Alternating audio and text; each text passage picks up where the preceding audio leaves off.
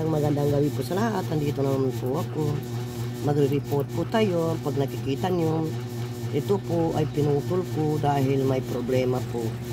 And then, gagawin natin ay tatanggalin ko po yung dead na namatay na kanyang ano. Okay?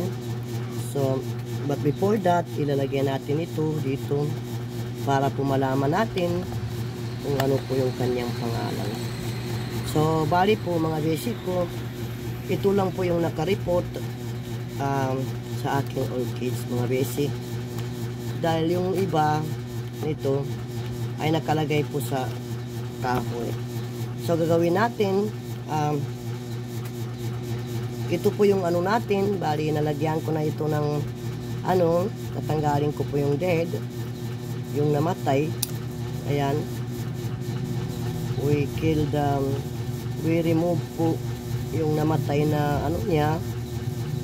Okay, so yung namamatay lang po yung tatanggalin natin. Okay, so ito po tatanggalin po natin yan, mga roots na yan. Ayan. Okay, so ngayon ay papakita ko po sa inyo kung paano ako mag report nito. Ayun. Ang gagawin natin, maglagay po ako ng ano dito sa taas. Bali, before that, ilagay ko muna itong ano na to dito sa ilalim. Okay? Para po maano niya. Okay? Bali, gagawin niyo po ay lalagyan niyo po ito dito sa loob. Okay? And then okay, lalagay po natin to. Then, lalagyan natin to. Lalagyan natin itong ano. Then, lagyan natin yan. Dito. Okay. So, ngayon, puputol po tayo ng ating ano. Tapos, dito natin siya ibabalot. Mga basic, ibabalot po natin siya dito. Okay. So, ibabalot ko po siya dyan. Okay. So, ganyan po, mga basic po. So, ngayon, kasi po, ito pong orchid na ito mga basic ko, ay nabili ko lang po ito sa online. Well, kailangan talaga mabalot dito yan. And then, tulad ng sinabi ko, ay ingatan po natin. Okay? So, babalutin ko para po meron siya alaga. Nahulog na po yung ano niya. So, pinapakita ko lang sa inyo mga basic ko kung paano ko mag-report niyan kasi wala po tayong video nung nag-report ako ng aking Delphia orchids. So ngayon, babalutin ko po siya ng eto para po makikita niyo mga basic. Okay? So babalutin natin siya dito. Okay? Dito para po kakapit siya dito. Babalutin ko po. Okay, so ayan, nabalot na para kakapit po siya. And then bago po natin siya lagyan ng kanyang charcoal. Ayan na po mga basic. Okay, so ayan, ngayon lalagyan natin itong charcoal dito sa gilid-gilid niya dito. Okay, kasi didikit po yan siya dito. Andito po yung makikita naman nyo yung root niya. Yan. Basta mahahanginan lang mga basic. Okay, lalagyan po natin yan. Basta hanginan lang siya. Okay. So, ngayon ay ganyan po mga basic ko. Okay. So, nakikita nyo. Ayan po. Ngayon, dahil kulang tayo sa charcoal, tulad ng sinabi ko nga mga basic ko, hindi nga ako bumibili ng charcoal. Wala na po akong charcoal. Dahil yung mga charcoal na binili ko ay ano po. So, ayan. Okay? So, para didikit po dyan siya. Pag nakikita niyo mga basic ko, hindi ko nga alam kung makikita niyo yan. Okay?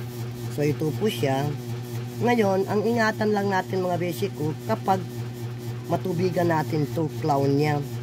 tulad na nangyari sa aking Cattleya. Okay? Tulad nangyari sa aking Cattleya na talagang namatay dahil nga yun na nga nalagyanan ng ano yung kanyang clown. So iningatan natin yan. Okay, so pag nakikita nyo bumaba po yung kanyang dahil maliliit na yan, lalagay mo po dyan para didikit yung kanyang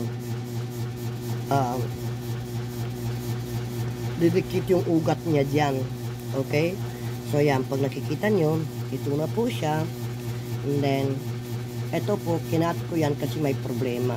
Ngayon ang gawin natin ay diligan natin mga basic, or pwede naman natin hindi diligan, ganyan na lang. Okay, so at ito po yung aking bagong binili.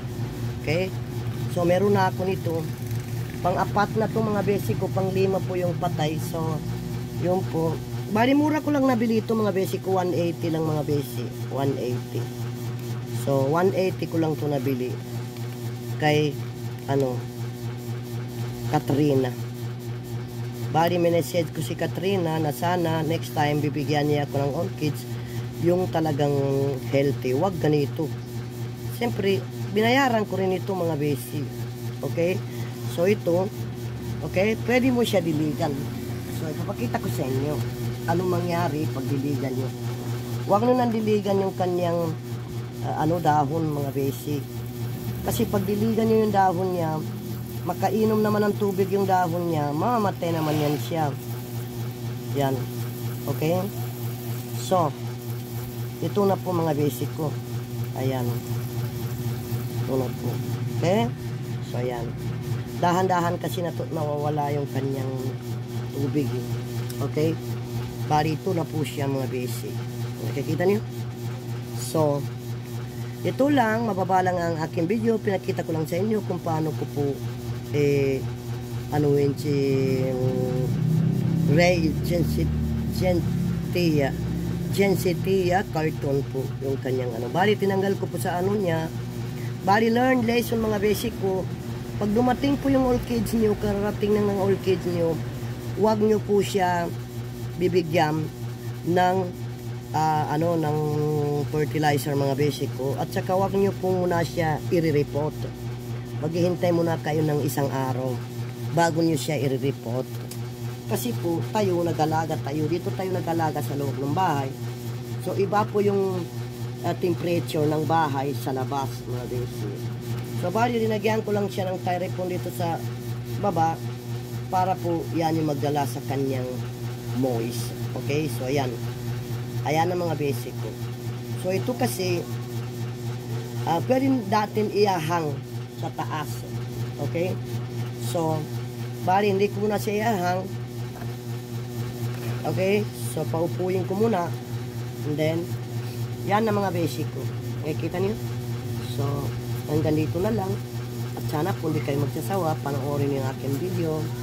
At next time titingnan natin kung ano na po yung tutubo sa kanya, sa niya. Pwede din natin siya lalagyan ng around moss po, pero wala tayong moss mga basic ko.